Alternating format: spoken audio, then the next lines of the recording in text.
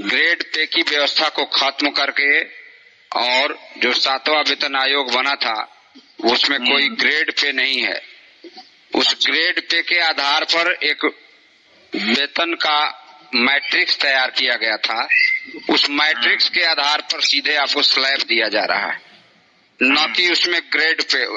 ये अलग बात है कि ग्रेड पे के साथ ही जोड़ घटा करके उस कैटेगरी में लाया गया है मैट्रिक्स को, लेकिन ग्रेड पे के साथ वेतन दे नहीं है। ये पहले दिमाग में अपने लिख लें। कुछ वर्षों से वेतन पा रहे होंगे, बीत गया कुछ समय उस स्लैब को पाते हुए। दूसरी बात जो आप पूछ रहे हैं, क्षमता पास करने के बाद जो विशिष्ट शिक्षक बनेंगे तो वेतन घटेगा कि बढ़ेगा। मैं सार संक्षेप में बात बता रहा हूँ।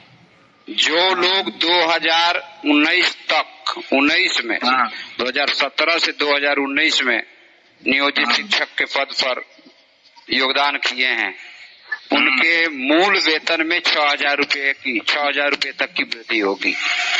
जो 19 तक वाले जी, जो लोग 2012 से लेकर के 17 के बीच में योगदान किए हैं, उनके मूल वेतन में 2,000 रुपए से लेकर के और 3,500 रुपए तक की वृद्धि हो सकती है। अच्छा। और जो लोग 2003 से लेके और 2006 तक हैं, उनको 300 रुपया से लेकर के 250 रुपया तक की मूल वेतन में वृद्धि हो रही है। ये नियमावली का आधार किसके हिसाब से? जो फिटमेंट फैक्टर है उसको देख करके मैं बोल रहा हूँ। अच्छा। और बच गए बीच में 2008 से लेके 2010 वाले, तो उनको भी न्यूनतम 2,000 से 2,100 रुपए की वृद्धि होगी। ठीक है। अब अगर इतना बात समझ गए आप, तो आप ये जान सकते हैं कि 2003, 2004, 2005, 2006 तक के हमारे जो शिक्षक साथी हैं, उनको इससे कहाँ परेशानी हो रही होगी, पहली बात।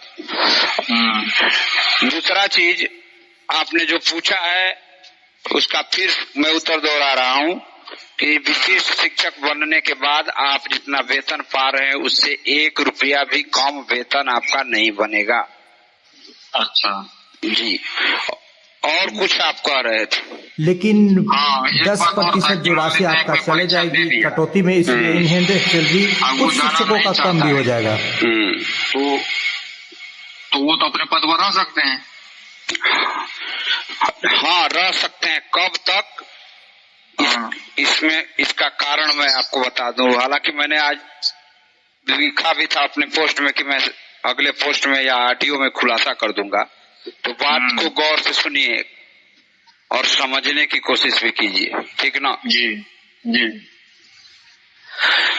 सरकार ने अपने नियमावली में ये लिखा था कि हम सक्षमता परीक्षा का 2 बार, 3 बार, 4 बार या 5 बार जो भी लिखा था आयोजन करेंगे, और उस सक्षमता परीक्षा में जो लोग उत्तीर्ण नहीं होंगे उनका फ्यूचर, उनका भविष्य जो है 4 सदस्यीय IAS की कमेटी के ऊपर निर्भर करेगा।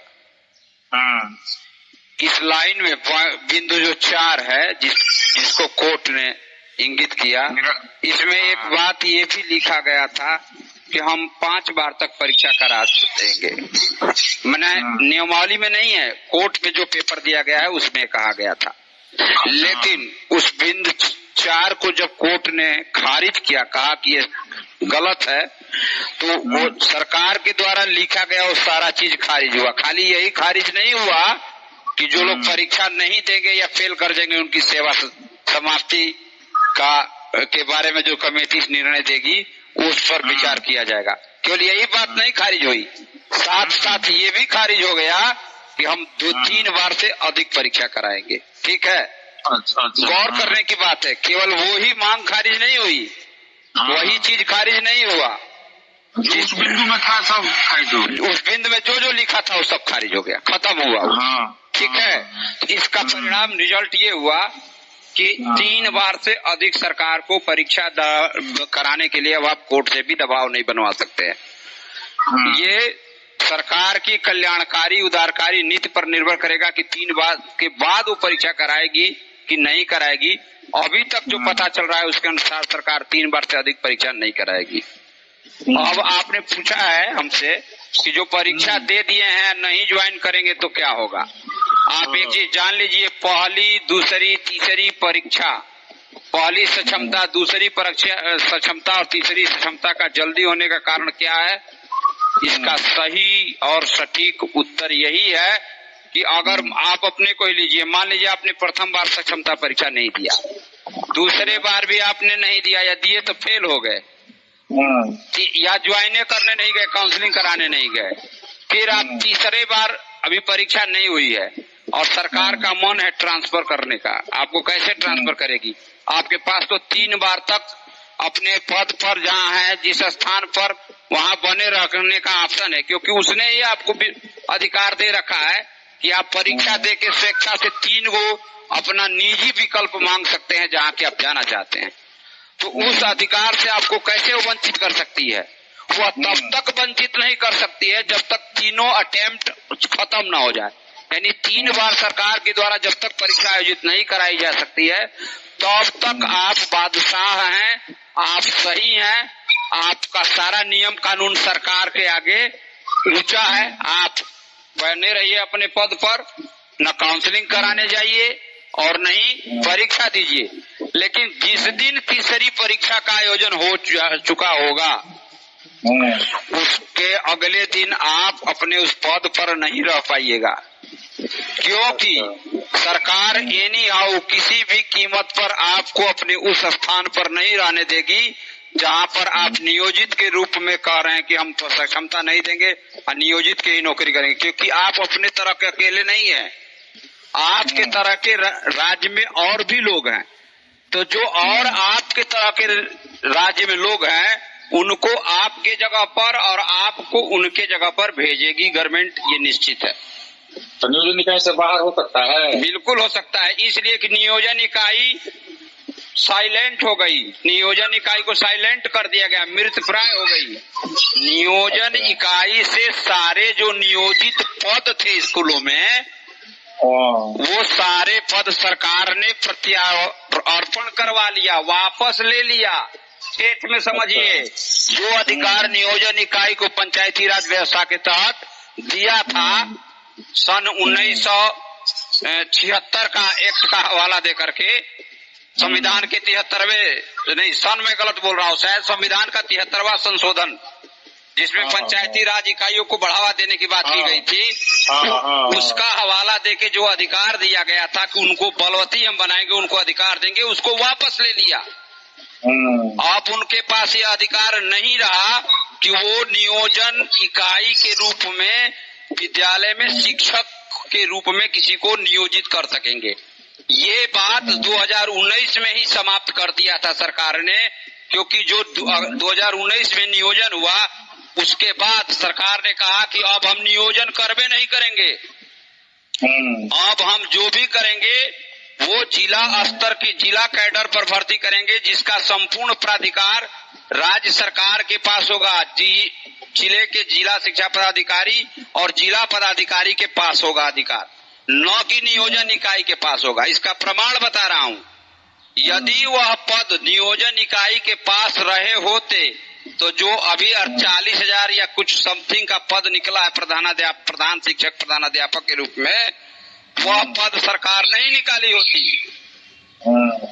उस पद पर भर्ती करने के लिए अधिकार नियोजन इकाई ने विज्ञापन नहीं निकाला है, सरकार ने निकाला है। मतलब कि वही सरकार जो सुप्रीम कोर्ट में कही थी कि हमारे यहाँ रेगुलर माने असिस्टेंट टीचर का पद डाइंग है और अब हमारे यहाँ नियोजित ही रहेंगे, उसी सरकार ने अपना पाला बदल दिया और पाला बदल के अब कह रही है कि अब हम नियोजित भी नहीं रखेंगे, अब हम फिर से नया विद्यालय अध्यापक के नाम पर, विद्यालय अध्यापक नाम से नए बीपीएससी जैसी संस्था से परीक्षा करा करके और उन लोगों को विद्यालय अध्यापक के पद पर रखेंगे। मतलब नियोजित का पद ही नहीं है अब। तो जब पद ही नहीं रहा, नियोजन इकाई का अधिकार ही समाप्त हो गया, तो आप नियोजित के रूप में प्रमोशन की बात कहाँ से सोच रहे हैं? नियोजित प्रभारी प्रधानाध्यापक का पद कहाँ है? अगर आप मांग कर रहे हैं, जो कह रहे हैं कि कोर्ट ने 12वें बिंदु में कहा, तो 12वें बिंदु का बेजा अर्थ आप लगा रहे हैं। कोर्ट ने ये कहा था कि जो अपीली प्राधिकार है उसको आप समाप्त नहीं कर सकते। इसका कानूनी अर्थ ये होता है कि जितने झगड़े फसाद विवाद चल रहे थे उसको जो आप कह रहे हैं कि 6 महीना में निपटा लीजिए, यही ना कोर्ट में लिखा था सरकार ने कि 6 महीने के अंदर उसको निपटा लीजिए, नहीं तो इसको हम समाप्त कर देंगे। 6 महीने के अंदर सारे विवाद खत्म कर लिए जाए, नहीं तो हम समाप्त करेंगे। तो कोर्ट ने कहा कि नहीं, ये संभव नहीं है कि 6 महीने में सब समाप्त हो जाएगा न्यायिक प्रक्रिया। आप उसको जब तब तक समाप्त नहीं करेंगे या नहीं कर सकते हैं जब तक कि वह सारे वाद समाप्त नहीं हो जाते। जब उससे संबंधित जितने वाद या परिवाद या मुकदमे हैं वो जब खत्म हो जाएंगे तब आप उसको समाप्त कर सकते हैं।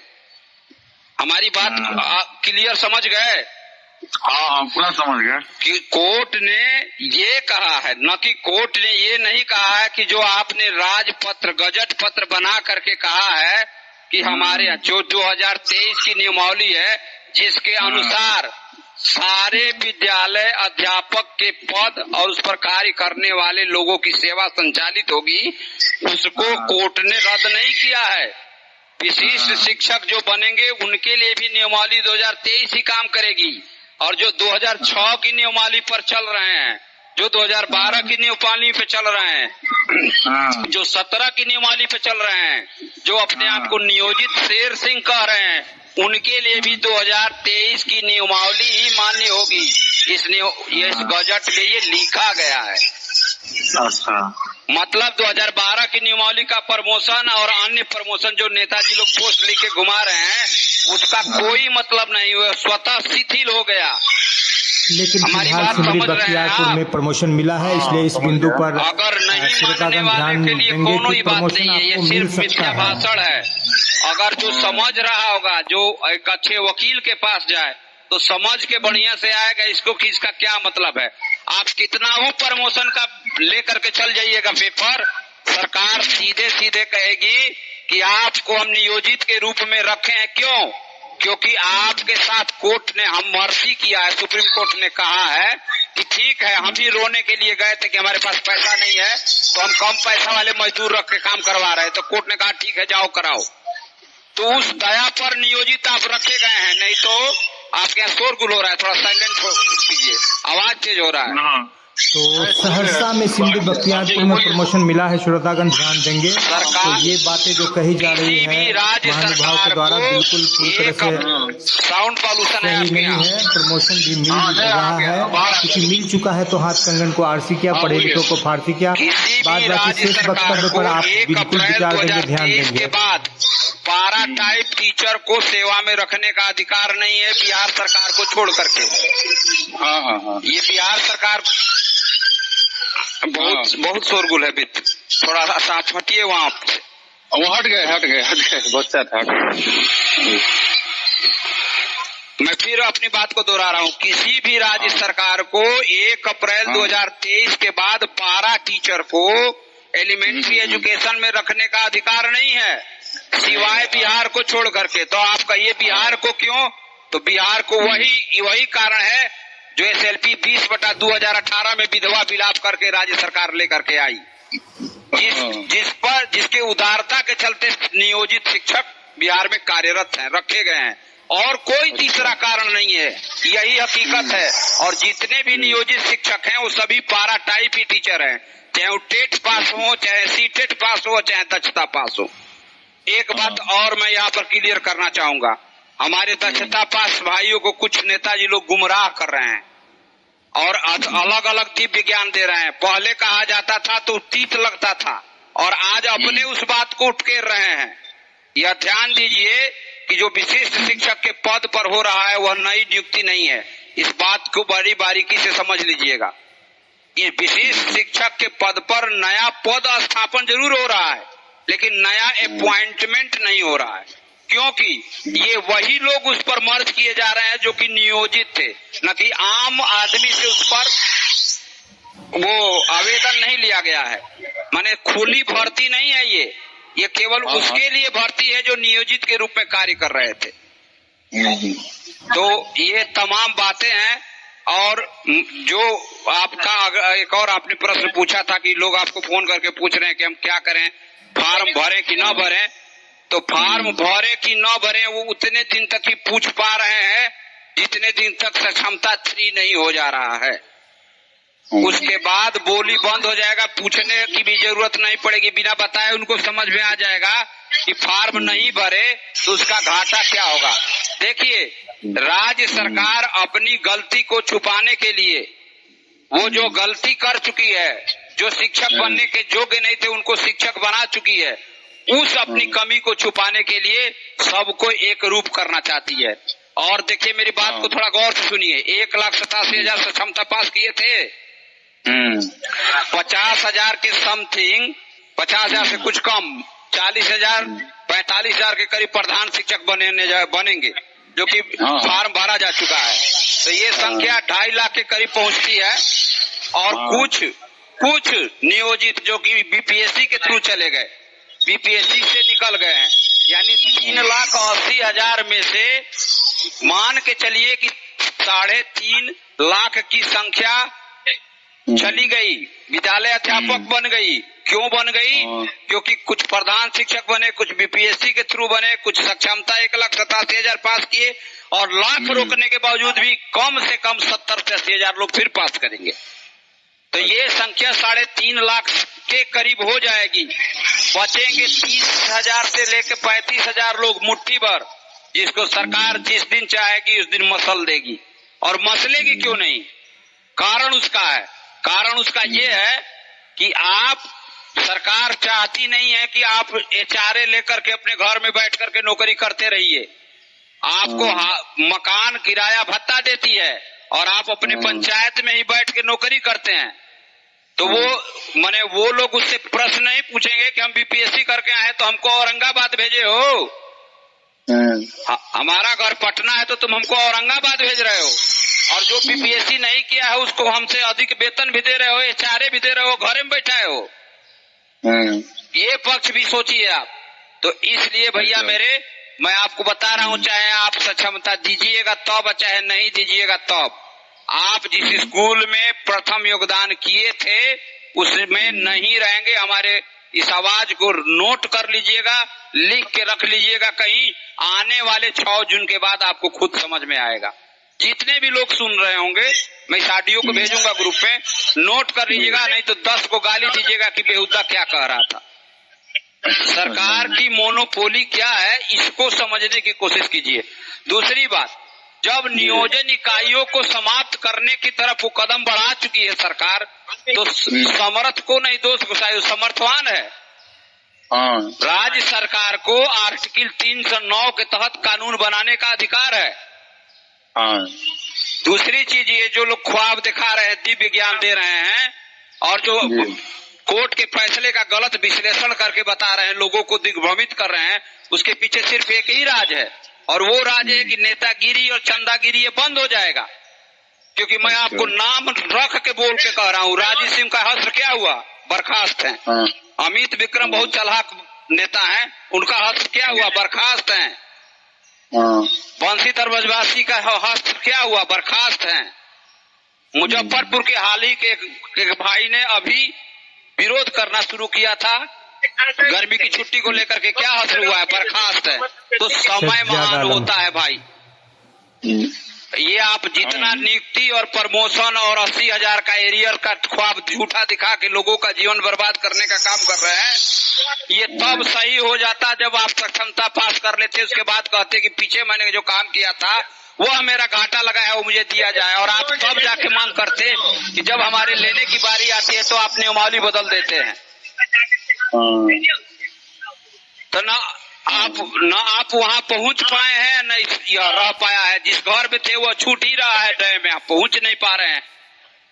तो मेरे समझ से अगर तनिक भी दिमाग हो आदमी को, तो खुद अपने स्वविवेक से सोचना चाहिए कि सरकार जिस विधि व्यवस्था से चलाएगी उस विधि व्यवस्था से न चलना पड़ेगा। तरह तरह के भ्रामक पोस्ट मिल रहे हैं कि एनपीएस दुका हो जाएगा, ओपीएस दिलवा देंगे। अरे भैया, सबको बैकूफ का पैजामा समझ रखे हो क्या आप? राज्यकर्मी को ही पेंशन की बात है, और राज्यकर्मी वही होता है जिसके वेतन के लिए देखिए साउंड पॉल्यूशन हो रहा है, थोड़ा रुकिए आप। जिसको लेखा संख्या प्राप्त होता है, समझ गए? जिसको प्राण नंबर सब प्राप्त होता है। नियोजित के रूप में आपको क्यों नहीं प्राण नंबर प्राप्त हुआ आज तक? ये जितने दिव्य ज्ञान आज दिए जा रहे हैं, जिस दिन कोर्ट फैसला दिया था उसके दूसरे दिन क्यों नहीं दिए गए? इसलिए कि सारे मनगढ़ंत दिव्य ज्ञान दिए गए हैं। उस कोर्ट के लिखे 2 बिंदु के आर्डर को गलत बताया जा रहा है, गलत रूप में परोसा जा रहा है, उसमें जोड़ घटा करके उसकी व्याख्या की जा रही है। कोर्ट ने ऐसा कुछ नहीं कहा है, समझ गए? कोर्ट ने ऐसा कुछ भी नहीं कहा है। कोर्ट ने सिर्फ यही कहा है कि जो आपका अपीली प्राधिकार आप खत्म करना चाह रहे थे, बिना मुकदमा हल हुए अपीली प्राधिकार खत्म कर, उसको आप खत्म नहीं कर सकते। वो आप जब तक खत्म नहीं हो जाएंगे सारे उससे संबंधित मामले, तब तक आपको रखना पड़ेगा। एक और बात, कोर्ट में जो मुकदमा हुआ उसमें कोर्ट के सामने ये कहा गया कि सक्षमता परीक्षा जो हो रही है, उस सक्षमता परीक्षा विशिष्ट शिक्षक या राज्यकर्मी बनाने के लिए हो रही है। गौर करिएगा, तो कोर्ट ने इस सक्षमता परीक्षा को रोका नहीं, मतलब ये साबित करता है कि राज्यकर्मी बनने के लिए सरकार ने जो पैमाना तय किया है उसको कोर्ट ने रोका नहीं। यानी आपको राज्यकर्मी बनने के लिए सक्षमता परीक्षा या जो भी वो परीक्षा आयोजित करेगी वो आपको देना पड़ेगा, न कि आपको जिंदाबाद मुर्दाबाद कर देने से और पुराना अलजेब्रा का फार्मूला लगाने पर नहीं मिल जाएगा कि 1500 पे थे तो 45,000 आ गए जिंदाबाद करते करते। वो भूल जाइए सपना। जिस दिन सरकार उंगली टेढ़ी कर देगी, दया वाली बात खत्म हो जाएगी, उस दिन एक समाप्त हो जाएगा कैडर ही नियोजन। तो इसलिए हाथ जोड़ के सबसे यही प्रार्थना है कि आप अपने स्वविवेक का प्रयोग कीजिए। शिक्षक हैं तो जरूर इतना ज्ञान होगा, निश्चित तौर पर ज्ञान होगा। जिस एनसीटी के नियम की आज दुहाई दे रहे हैं लोग, ये कहिए से नियम है। दक्षता परीक्षा जो भाई पास किए हैं, समझ गए? वो दक्षता परीक्षा नई नियुक्ति के लिए नहीं है, सत्य बात है। नए पद पर प्रमोशन के लिए भी नहीं है, क्योंकि आप दक्ष हुए 1 से 5 में और प्रमोशन मांगेंगे 6 से 8 में, आपको कैसे मिलेगा? मूर्ख बना रहे हैं लोगों को। तो इसलिए डरने की जरूरत नहीं है। जो दक्षता पास हो वो भी, जो सीटेट पास हो वो भी, सारे लोग सक्षमता पास करके विशिष्ट शिक्षक बन जाएं, इसी में उनका कल्याण है, उनके बाल बच्चे की रोजी रोटी है, जहां तक मुझे समझ में आ रहा है। हाँ, अब आप और कुछ पूछना चाहते